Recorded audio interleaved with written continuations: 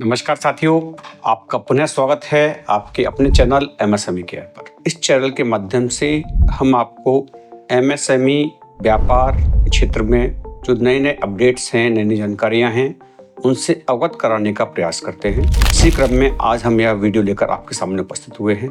आज के इस वीडियो में हम चर्चा करने वाले हैं एक महत्वपूर्ण अनाउंसमेंट के बारे में। जी हाँ, भारत सरकार द्वारा ऐसे उद्यमी, ऐसी इंडस्ट्रीज जो कि एग्रीकल्चर पर बेस्ड हैं, उनके लिए एक महत्वपूर्ण योजना चालू की गई थी जिसका नाम था एग्री इंफ्रा फंड। यह स्कीम तहत जो भी व्यक्ति किसी वित्तीय संस्थान अथवा बैंक से लोन लेता था उसे 3% प्रति वर्ष की दर से टर्म लोन पर ब्याज की सब्सिडी मिलती थी। और साथ ही यदि उस व्यक्ति के पास में कोई कोलेटरल गारंटी बैंक में देने के लिए नहीं होती थी, कोई किसी भी तरह की प्रॉपर्टी गारंटी उसके पास नहीं होती थी, तो सरकार इस योजना के तहत सीजीटीएमएससी स्कीम की जो फीस थी उस फीस को भी हितग्राही को वापस कर देती थी। कुल मिलाकर 2 लाभ इस स्कीम के अंतर्गत मिल रहे थे, जिसमें ब्याज सब्सिडी और सीजीटीएमएससी फीस का रीइंबर्समेंट शामिल था। साथियों, यह स्कीम 31 मार्च 2026 तक के लिए ही लागू की गई थी। हमारे पास में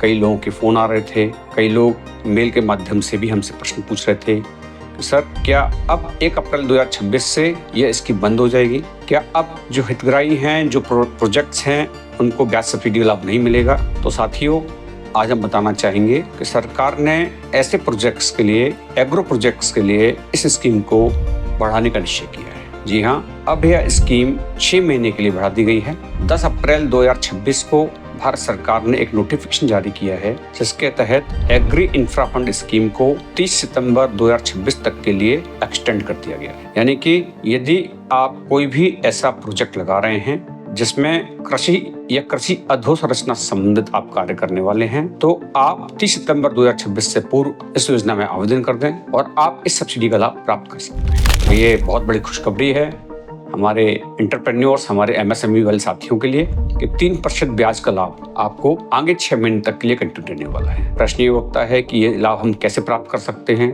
तो इसके लिए आपको बनानी होगी एक DPR, detail project report. Bank के समक्ष सभी आवश्यक दस्तावेजों के साथ इसे प्रस्तुत करना होगा। बैंक के अनुमोदन करने के पश्चात आप इस योजना का लाभ ले सकते हैं।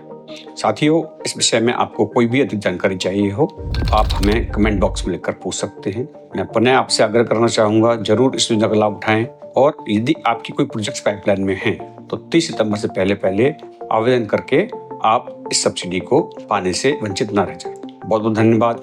जय हिंद, जय भारत।